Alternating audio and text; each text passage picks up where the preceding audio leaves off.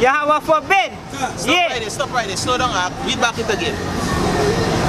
Do we then make void the law? What void mean? Void means cease. Stop. Right? Did the law ever stop? Did it ever cease? It never. Read up. Read. Yahweh forbid. God forbid. No. The most I said no. It didn't cease. That's right. Right? What Christ said when he Read. We establish the law. We establish this law. That's right. Let me just cut real quick. Right? Real quick. Go ahead, This is Matthew chapter 10, verse 34. Think not, this is who we call Christ. Think not that I come to the Salakia. Go back there. I get the wrong one. It's 5 hours. It's 5. It's 5 and 17. Bring it up. Right, Matthew chapter 5, verse 17. Go ahead. It says, think not, I come to destroy the law Go ahead. or the prophets. Wow. I have not come to destroy the law, but to fulfill. Right? What's the law that, what does he mean by the law or the prophets? The book of the law is the first 5 books of Moses.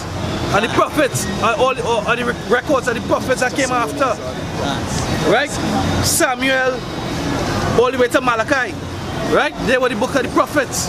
Right? The Savior didn't come to destroy that. He came to fulfill the prophecy that he was going to come. And he was going to save his people. It was prophesied from since the beginning. Alright? Somebody give me Isaiah 8:20. Alright, Isaiah 8:20 says, to the law and to the testimony, if they don't speak according to this word, because there's no, these pastors in these churches are not speaking according to the word of Yahweh, power of Israel. They're speaking according to another word. Because this Bible is not a Christian book. Yasharala, this Bible is not a Christian book. This Bible belongs to the Hebrew Israelites, the so-called Negroes, Latinos, and Native, the children of Jacob, the children of slavery. This book belongs to the children of slavery. You so-called Negroes who parents came on slave ship. This book is our book. Yeah? This book have our covenant. It have the name of our God. It have the name of His Son. That's all. It have our promises. What we have to do before our God. And it have the curses too. This book let us to know who are the enemies of our God and who are the enemies of us. Yeah? This book also let us know our success, our failure, our downfall, our uprising. What's about to happen in these last days? And what about will happen in these last days? They will not teach you that in these churches. Yeah? More Christianized you become, is more bound you're going to be. You so-called Negroes. He hates the Christian sense. Because Christianity is an enemy of God. Christianity did not come as a friend to you. When they kept of our parents, they bring Christianity. They say, all right, either you take this or the sword. But they'll never tell you that. You more Christianized you become in these churches, people.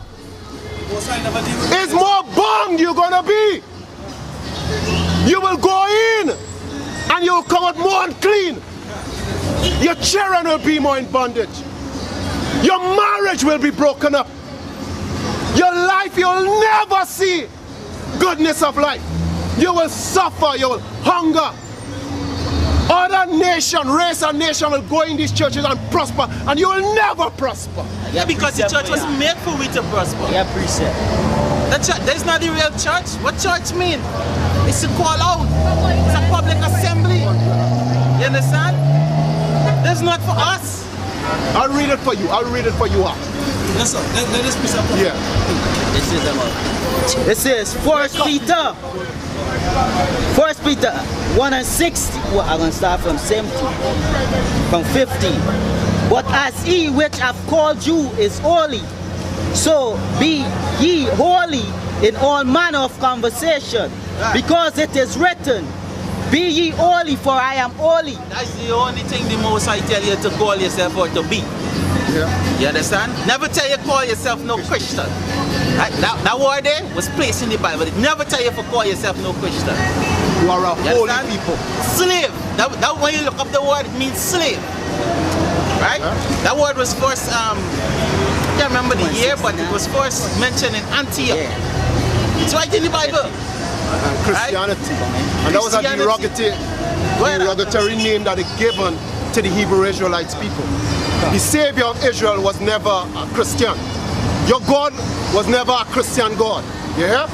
And your God was the power of the Hebrew Israelite. The God of Abraham, the God of Isaac, and the God of Jacob. That never changed. Yeah? Now we're gonna read a few things.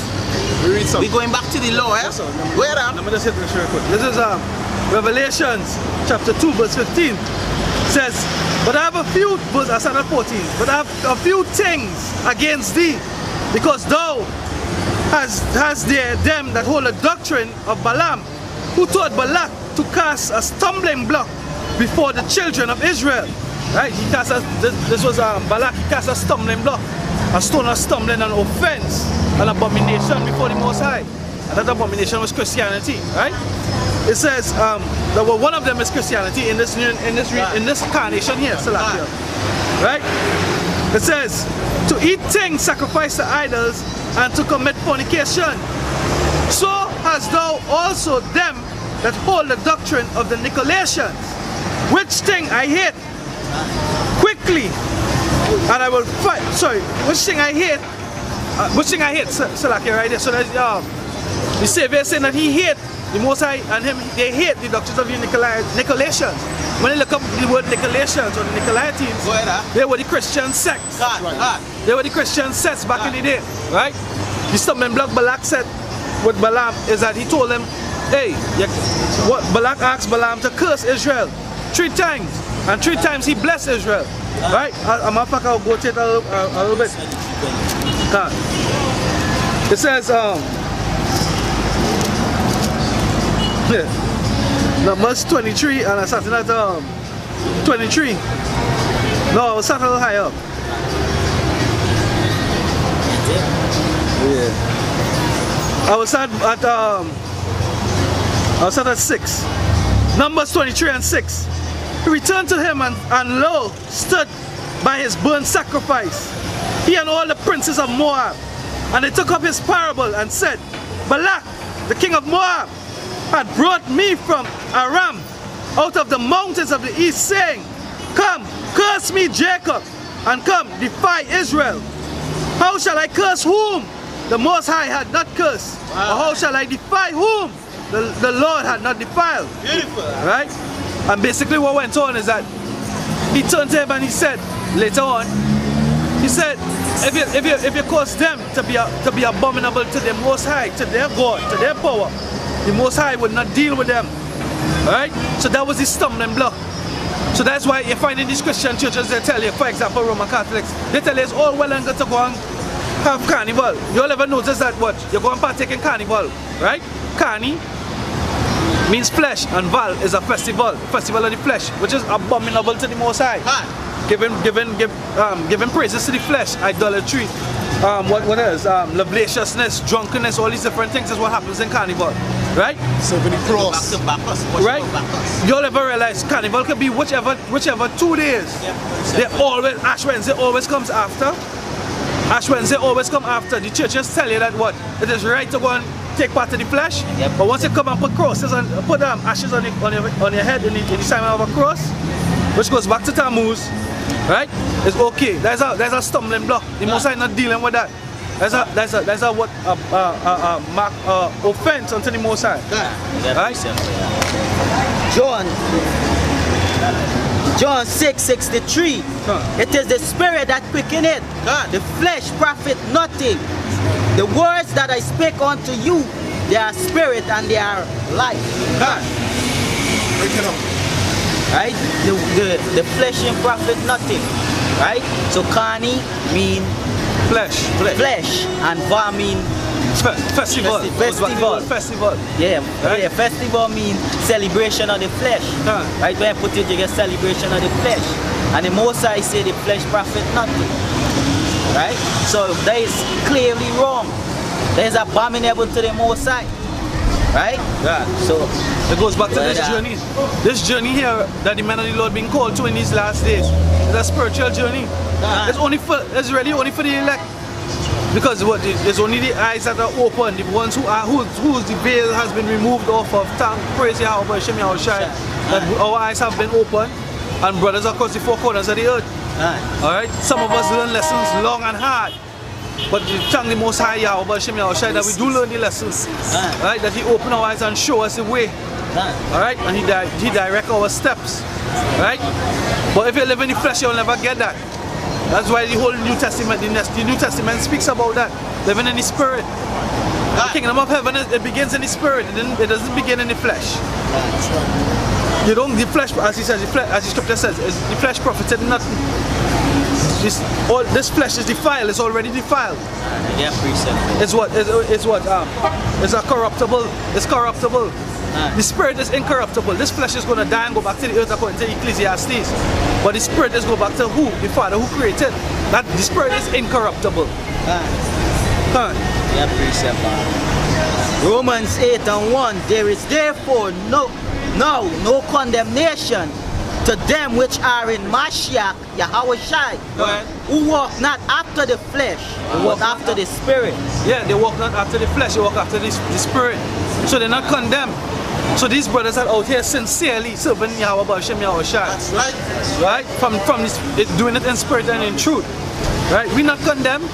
The Most High, our prayer is that He wink on our transgressions, and the scripture speaks about that. Right? As He did so for King Manasseh. As He did so for King David. They did abominable, but what they were sincerely sorry, and the Most High heard their prayers and forgave them and blessed them afterwards. Alright. Yeah, precept. Yeah, because I have a precept. This is John 14 and 17. Even the Spirit of truth, whom the world cannot receive. The world cannot receive. Which world? Right? Israel can't receive this. The whole of Israel, because we only dealing with cosmos, with our cosmos, or the Yasharala. Right? No, but not the rest of the world doesn't matter. Right? Israel cannot receive this truth because why? Go ahead. Because it seeth Him not. It seeth Him not. The Most High didn't open their eyes. Their spiritual eyes are not open to this. What they see? They see carnal things. They see lottery. They see gambling. They see drinking. They see all these different, these other, they see what? Independence, yeah, cause that's all going on here now. So-called independence, but they're not independent from one damn thing.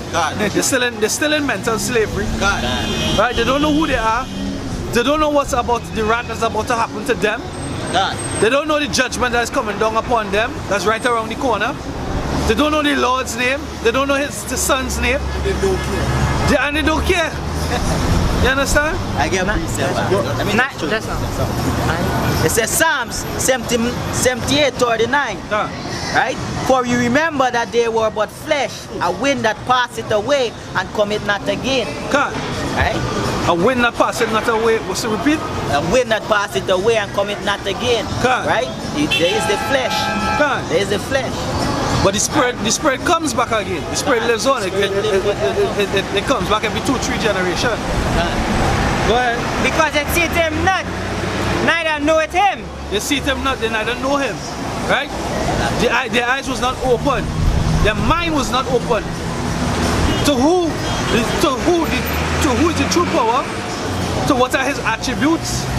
Through men or in men? To follow them? In righteousness? Go ahead. But ye know Him, for He dwelleth with you. He dwelleth with you. Go ahead.